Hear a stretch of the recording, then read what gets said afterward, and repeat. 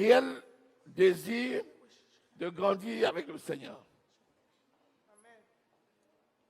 Franchement, je pose sincèrement la question et je veux que chacun me réponde si quelqu'un a le désir. Qui a le désir de progresser avec le Seigneur? Alléluia. Je vois pratiquement que tous les doigts sont levés. Et je suis très content. Je vais vous expliquer pourquoi. Sans la connaissance du Saint-Esprit, ce désir-là ne peut jamais s'accomplir. Parce que le Saint-Esprit, c'est lui le patron. L'Église, tant qu'elle est encore sur cette terre, c'est le Saint-Esprit qui conduit l'Église. Et si tu ne le connais pas assez, tu ne peux pas marcher avec le Seigneur. Tu ne peux pas marcher avec Jésus. Tu ne peux pas marcher avec Dieu le Père si tu ne connais pas le Saint-Esprit. Ma mission, c'est de t'aider à connaître le Saint-Esprit. Le Saint-Esprit, c'est l'ami fidèle. Alléluia.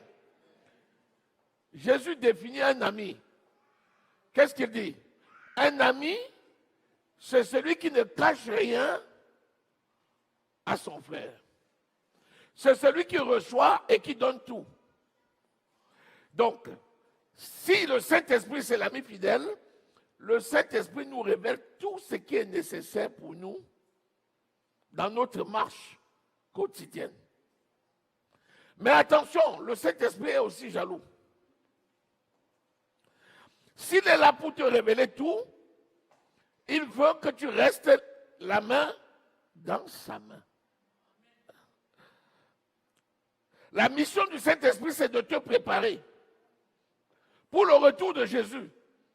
Parce que le jour que la trompette va sonner, le Saint-Esprit ne manquera pas à sa mission de préparation. C'est pourquoi pendant qu'il t'exerce à la venue de Jésus, à reconnaître les signes, il te tient aussi la main en sorte que tu ne t'égares pas. Je vous ai dit que le Saint-Esprit, c'est une force. C'est pour ça que quand tu es trop têtu, il est obligé de te prendre et... Allez, viens ici. Vous voyez? Comme si tu n'étais pas un grand garçon. Mais c'est sa mission et il ne loupe pas sa mission.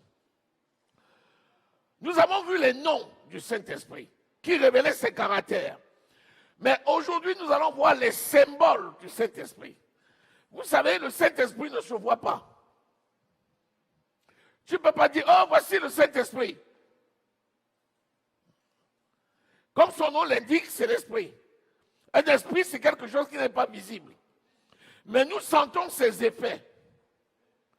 C'est pourquoi Dieu a voulu nous donner des symboles qui sont des représentations qui nous font penser au Saint-Esprit parce que justement on ne le voit pas.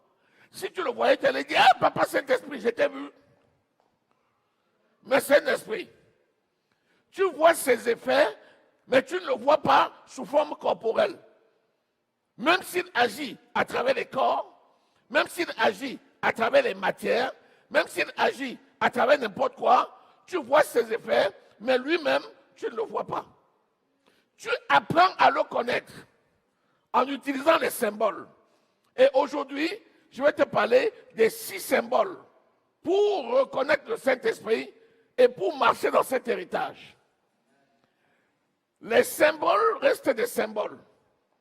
Ces symboles-là ne marchent que si tu y associes la foi. Les symboles restent des symboles. On n'adore pas un symbole. On adore Dieu. Mais un symbole n'aura la valeur que si tu crois qu'en voyant ce symbole, les manifestations de l'esprit, par les caractères de ce symbole, deviennent une réalité dans ta vie. Je ne sais pas si quelqu'un est là. Est-ce que tu es là?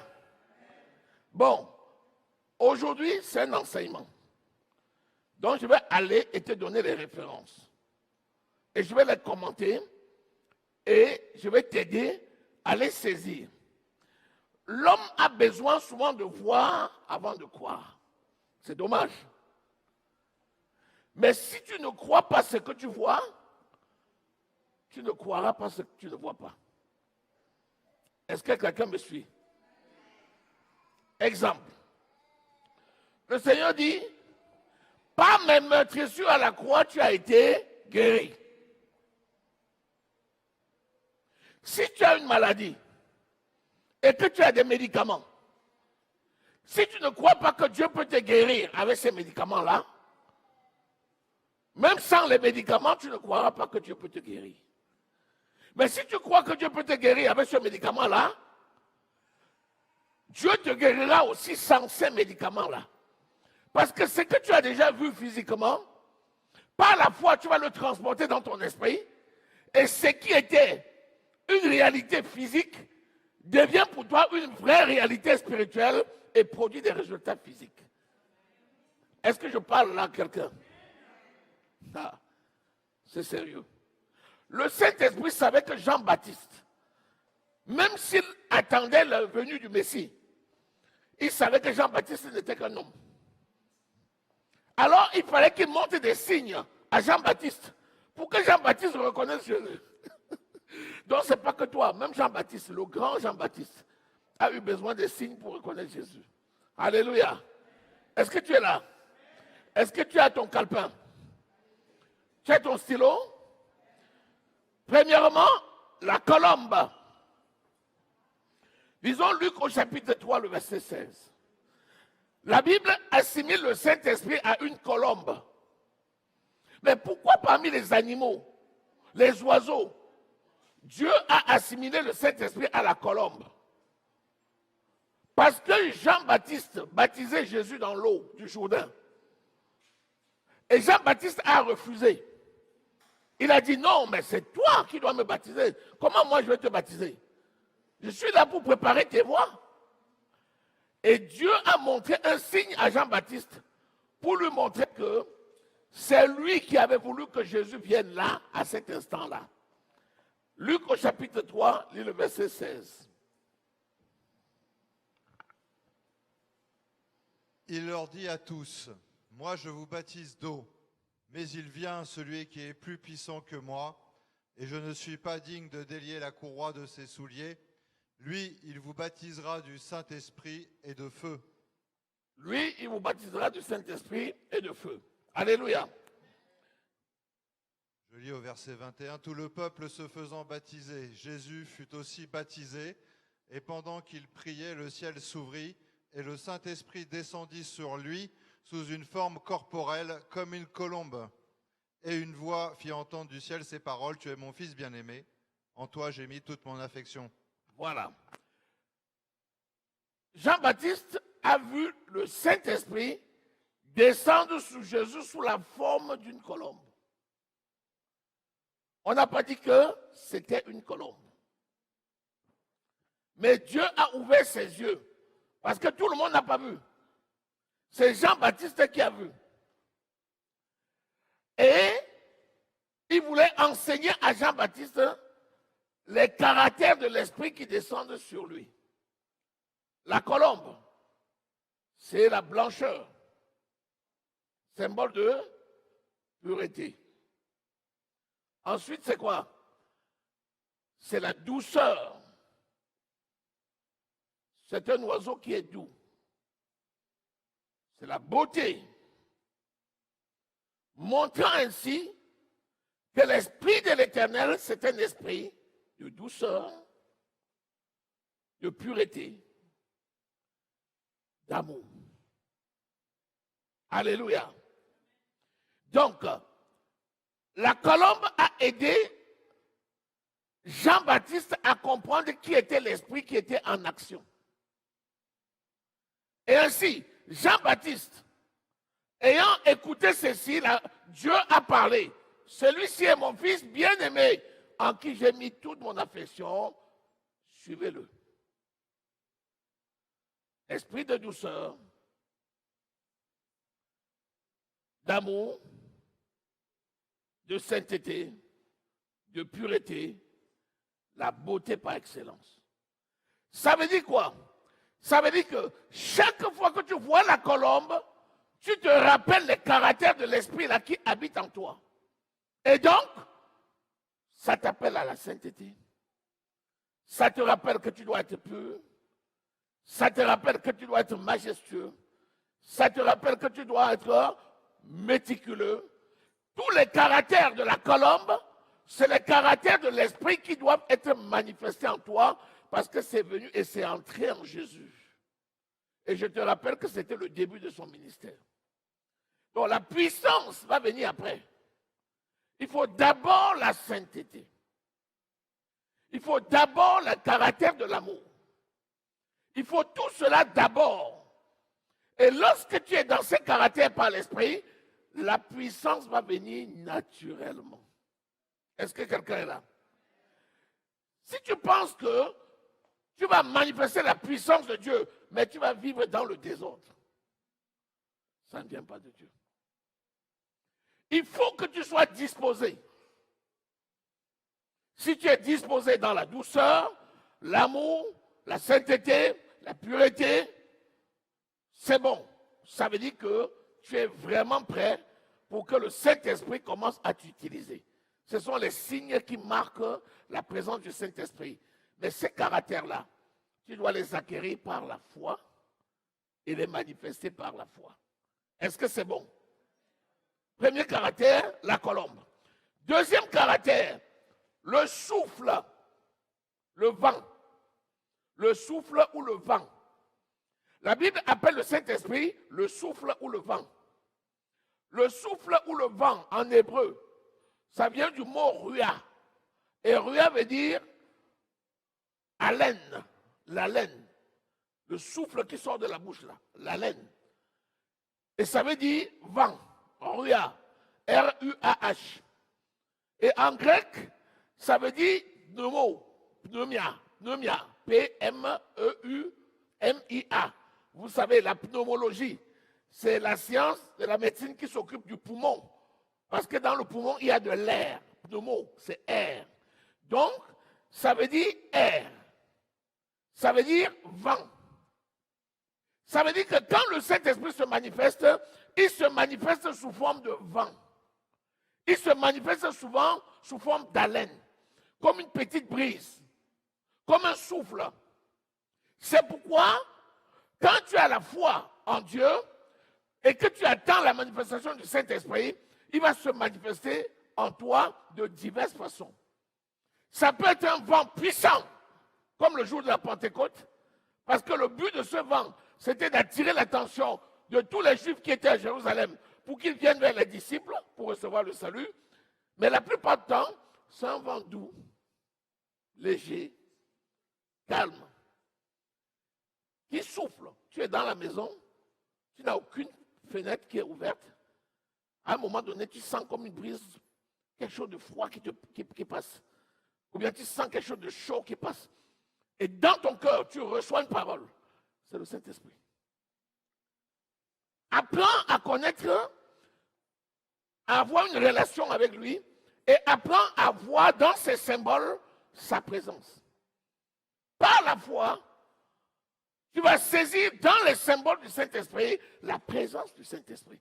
Quand tu dis Seigneur, parle-moi, et en même temps, aie le cœur ouvert, mais laisse que les organes de sens aussi soient disposés. Tu vas ressentir sa présence autour de toi. Ça peut être dans la maison où tu as un vent qui t'envoie. Tu sens, qu'est-ce qui se passe?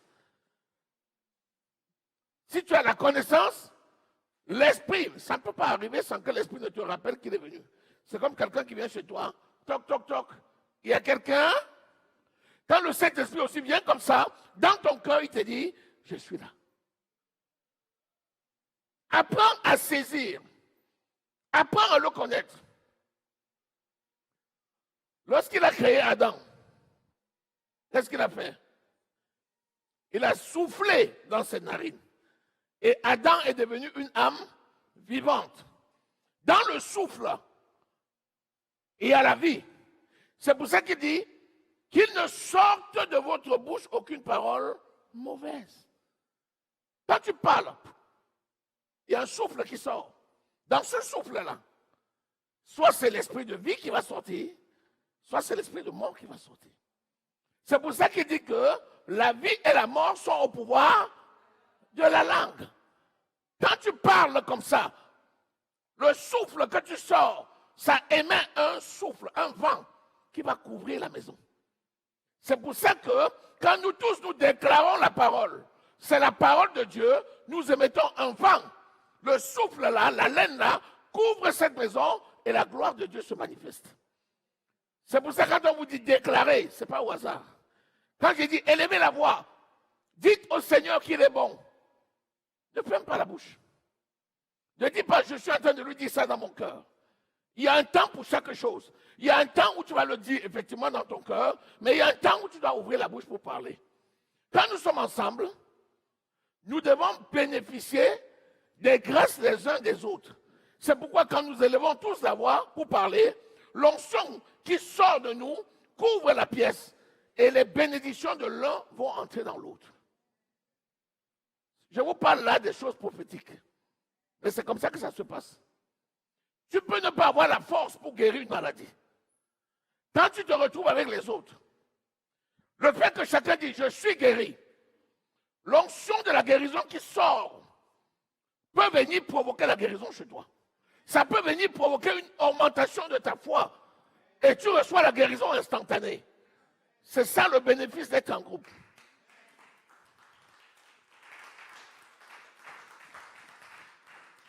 Alléluia. Le souffle. Vas-y, Genèse 2, verset 7.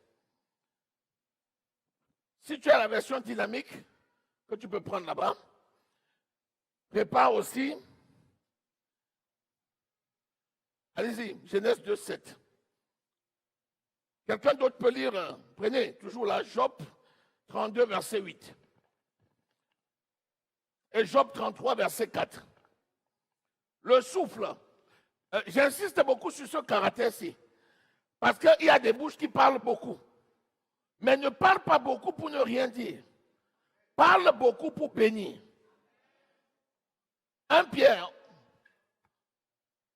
au chapitre 3, verset 9, nous dit ça. Vas-y, tu peux lire. Genèse 2, au verset 7. L'Éternel Dieu forma l'homme de la poussière de la terre. Il souffla dans ses narines un souffle de vie, et l'homme devint un être vivant. Voilà. C'est le souffle que l'Éternel a soufflé. C'est-à-dire le souffle de Dieu est entré en lui. Et son esprit a pris vie. C'est la raison pour laquelle, par le souffle qui sort de la bouche d'un enfant de Dieu, il peut communiquer la vie. C'est pour ça que lorsque Élisée est allé chez la Sunamite, et que la Sunamite avait perdu son enfant, que Élisée avait prophétisé pour qu'elle l'ait. Quand Élisée est arrivé chez la Sunamite, il s'est couché sur l'enfant. La chaleur est sortie de lui, c'est entré en lui. Il a soufflé dans la bouche de l'enfant. La vie est sortie de lui, c'est entré dans l'enfant. Et l'enfant s'est levé. Alléluia. Donc, les symboles que vous voyez n'ont de valeur que lorsque la foi l'accompagne. C'est pourquoi il faut savoir utiliser les symboles pour réviser ta position avec le Seigneur et aller plus loin dans la relation avec lui. Alléluia. Lisons Job 32, verset 8. Donnez le micro. Job 32, verset 8. Job 32, verset 8 nous dit, mais en réalité, dans l'homme, c'est l'esprit, le souffle du Tout-Puissant qui donne l'intelligence. Dans l'homme, c'est le souffle du Tout-Puissant qui donne l'intelligence. C'est pour ça que quand Jésus a voulu que ses disciples comprennent son langage, il a soufflé sur eux. La Bible dit, Jésus prit ses disciples et souffla sur eux. Et leur esprit s'ouvra. Donc, en toi, il y a l'esprit de Dieu. C'est ce souffle de l'esprit-là qui est en toi. C'est lui qui te donne la vie. Alléluia. Relis encore le verset.